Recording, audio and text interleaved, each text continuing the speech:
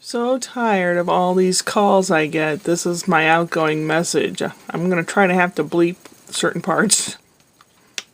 I don't know who the hell you are or what the fuck you want, but I don't have anything, so stop calling me. We need a fuck alone.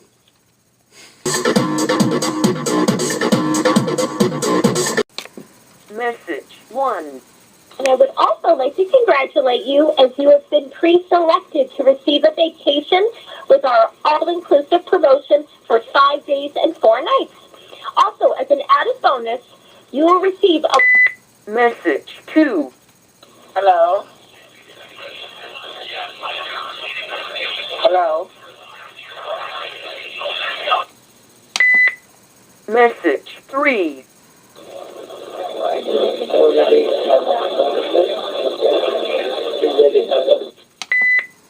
Message 4.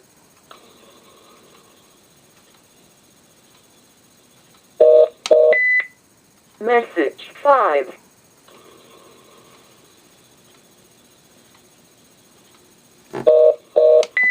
Message 6.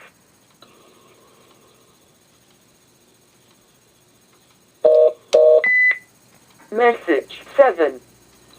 It seems to be someone is trying to hijack your computer and try to steal your personal information. If it's not fixed right away, then your computer will become obsolete and all of your credential information may got compromised. If you are the one who is using Microsoft Windows in your computer, then... End of messages. Yeah, usually my mornings start with collection agencies calling me or weird calls that say unavailable, and I don't answer those things, and no one leaves a message, so it's just annoying. It's annoying as heck. I have a landline phone, which means this phone is to the house. I don't have a cell phone. But I have a question to people that do have cell phones or smartphones and not landlines. Do you get those kind of calls where people call you and tell you your internet's messed up unless you call them and talk to them about your computer, blah, blah, blah?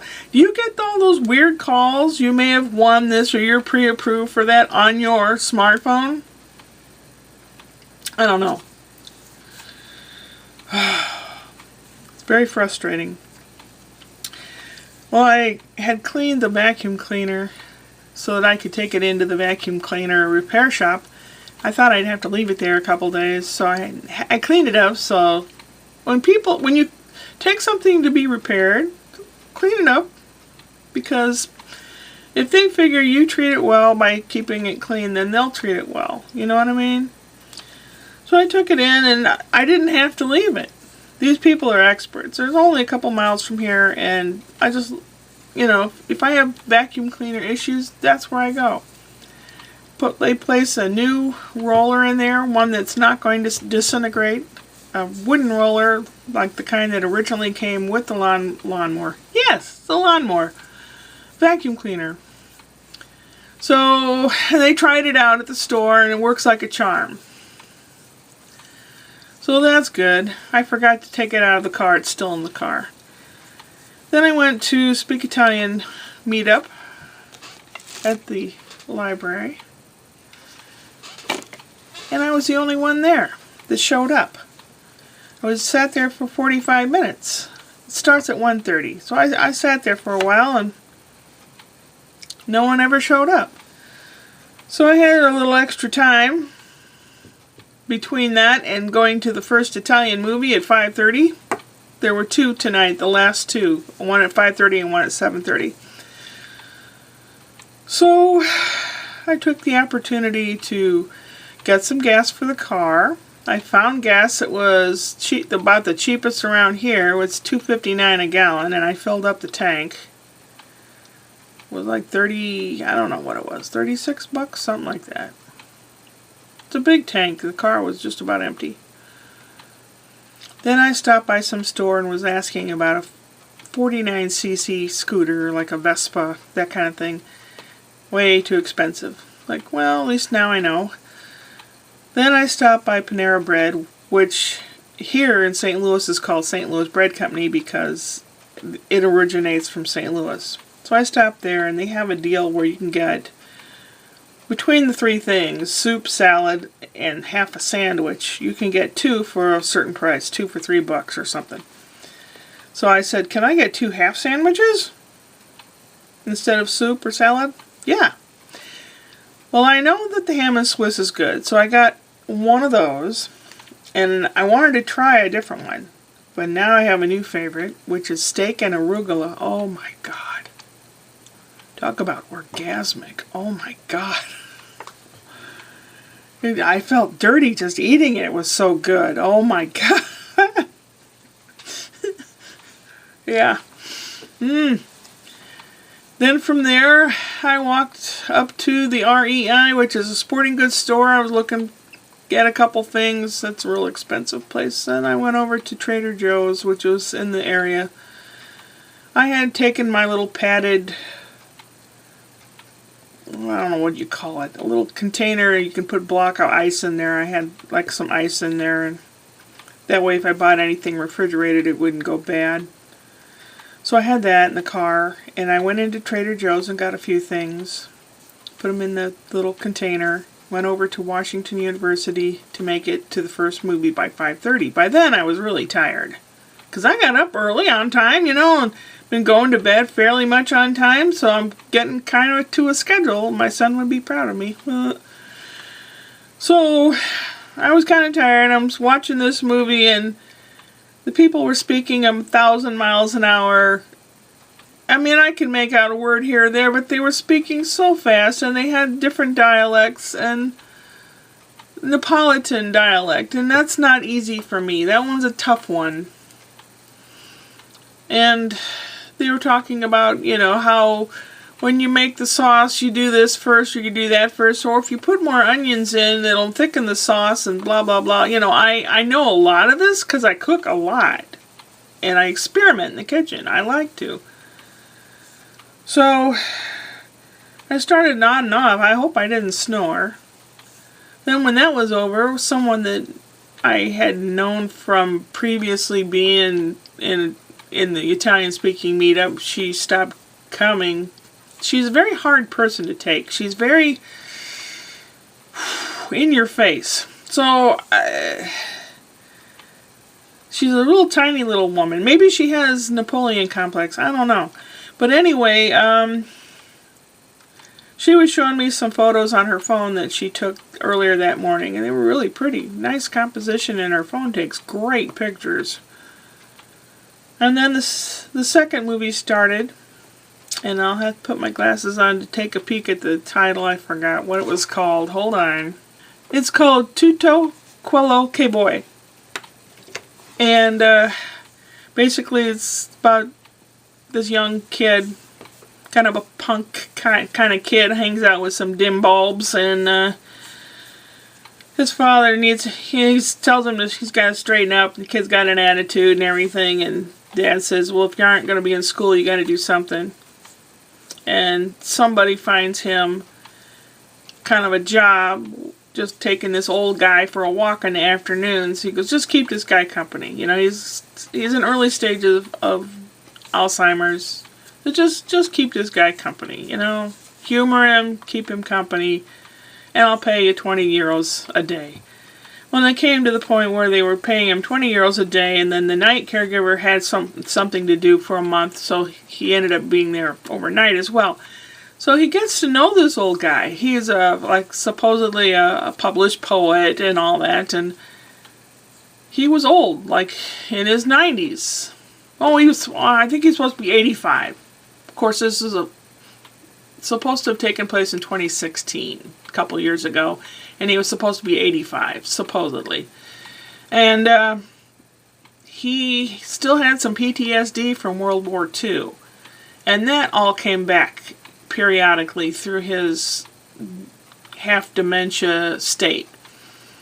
And the kid becomes friends with this guy, and he starts being empathetic, and then his friends start hanging out with him, and the old man's having a good time hanging out with the young fellows, and the young fellows are actually learning how to think of other people besides himself.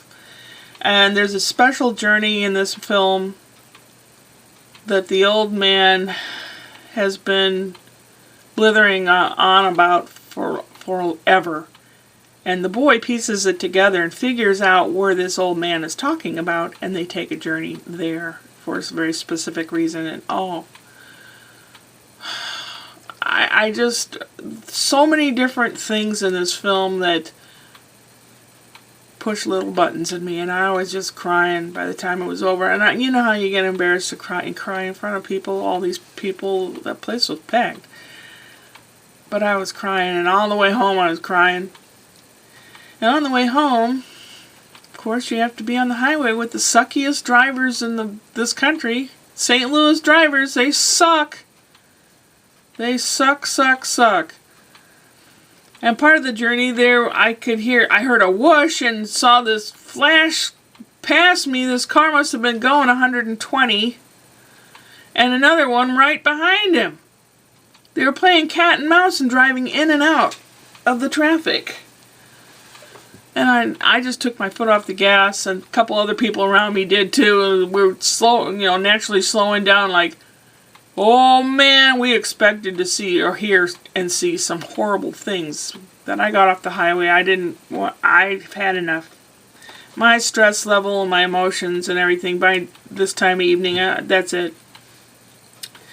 One of the things I did get at Trader Joe's was key lime tea cookies. The girl said it's a seasonal thing. They have it in the summer, spring and summer.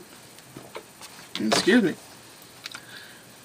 They're little, and they're dang good. They melt in your mouth. Oh my God, they're so good.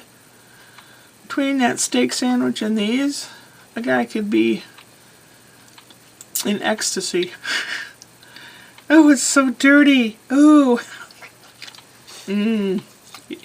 Dirty and good. Yes. Could I title my vlog Dirty and Good? I don't know. But I've had enough. I've had enough. And then we had a visit from Jake again, but he can't get to the screen now, so I just had to calm Thrall down, and I'm worn out. I'm upset. I don't like being scared. I was scared driving home at night with St. Louis drivers, and I've never thought I would ever feel that way. Only old people that don't drive anymore, shouldn't drive anymore, feel that way. I'm not that old yet, but I felt that way. I felt like, that's it. I'm going to find someplace where there's no people. I absolutely hate it. Hate it. I don't know where to go and what to do. And then I thought, well, it's nice to have somebody, but I don't have anybody. I have the cat, but then he doesn't always want to be petted and loved. And then my kids are wonderful, but they have their own lives. And the movie also made me think of Bear. He's been gone almost 8 years now. And I don't have anyone. I don't have anyone that makes me feel good. Not easy. I don't know. I mean, there's... kind of makes you not want to... I mean, there are days I want to live forever. But then there's times like this where... look what the world's becoming. This is terrible. I don't know. Well, tomorrow I have junk to do around here as usual. I'm going to try to put the wheels on the couch tomorrow. Ought to be interesting at the least. And maybe barbecue. Hey, yay. See you then. Upward and onward.